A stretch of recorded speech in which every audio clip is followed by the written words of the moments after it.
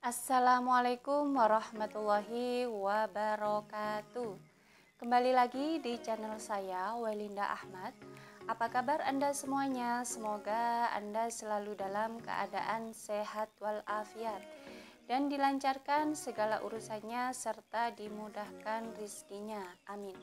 Di video kali ini saya akan membahas tentang banyak sekali yang bertanya apakah memang benar sekarang KPM PKH yang akan mengambil bantuan sosial itu harus menyetorkan sertifikat vaksinasi terlebih dahulu.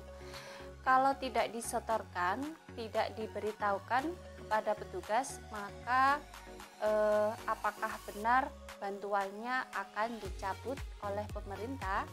Nah, di sini saya akan mengupas tuntas kabar tersebut dan memberikan jawaban apakah hal tersebut memang iya atau tidak. Nah, simak terus video ini sampai habis, jangan di-skip agar tidak menimbulkan gagal paham dalam menonton video ini.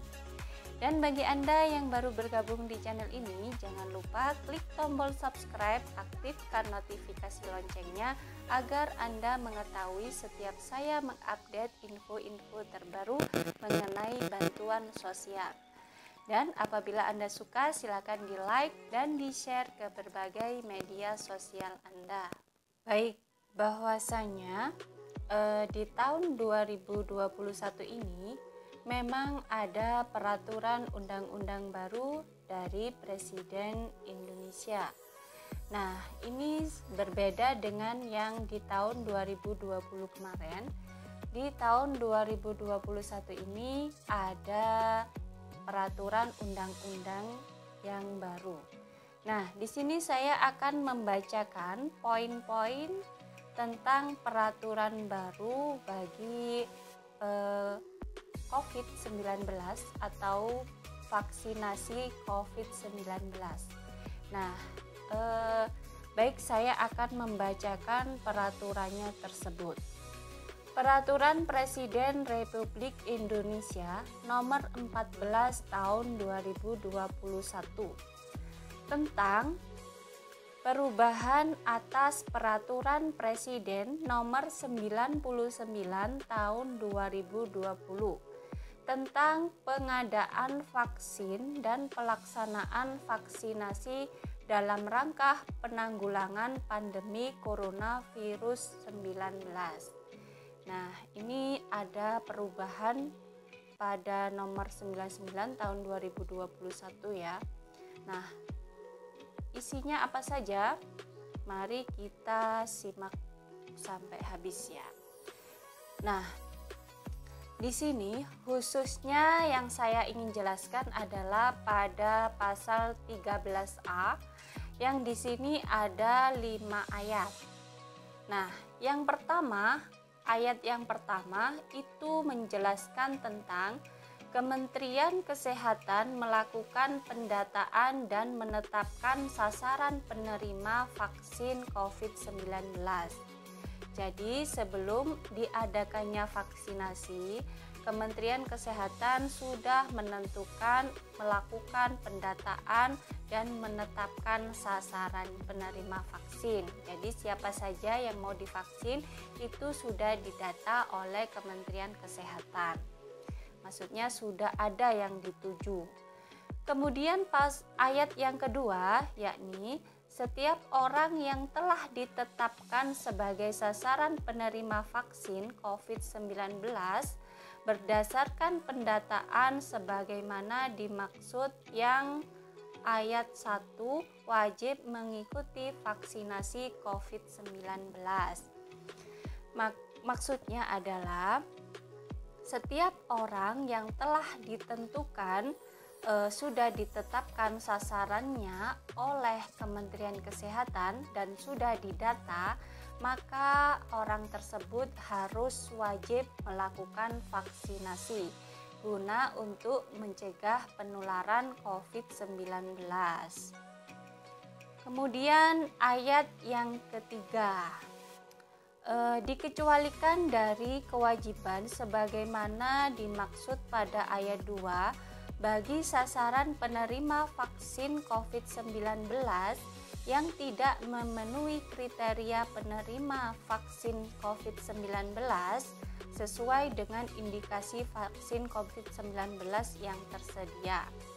Nah, bagi Anda, maksudnya bagi yang sudah dilakukan pendataan atau yang sudah didata oleh Kementerian Kesehatan, kok ditemukan orang tersebut itu tidak sehat atau memiliki penyakit yang berat seperti penyakit jantung, penyakit diabetes, penyakit darah tinggi, autoimun atau penyakit-penyakit lainnya, bahkan ibu hamil, maka diperbolehkan tidak untuk melakukan vaksinasi COVID-19.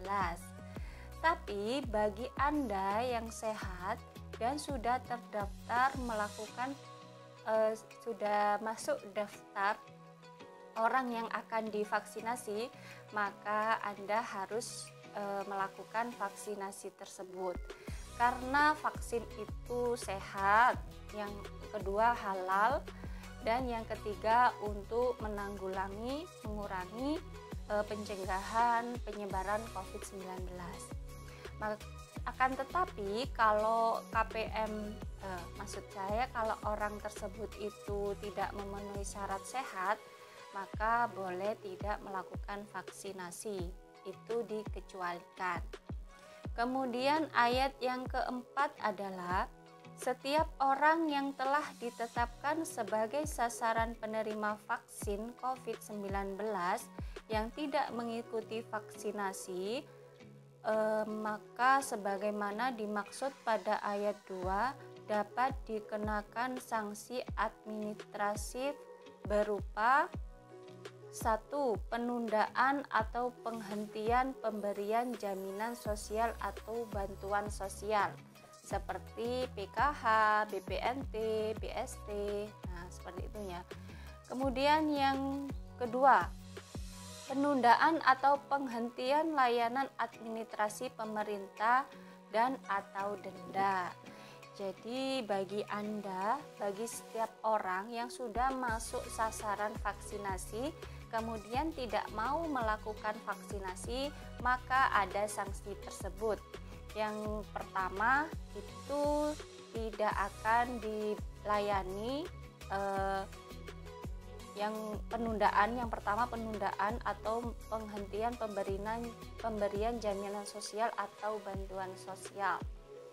Kemudian yang kedua penundaan penghentian layanan administrasi seperti pembuatan KK, KTP dan lain sebagainya yang berhubungan dengan administratif, itu maka tidak akan dilayani ketika seseorang tidak mau melakukan vaksinasi.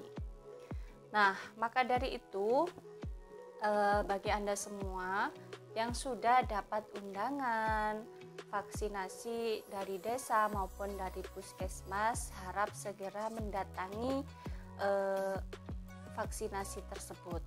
Karena vaksin itu sehat, yang kedua adalah halal dan menghindari penularan COVID-19. Selama Anda sehat tidak sakit, harap mematuhi peraturan pemerintah yang sudah ditetapkan.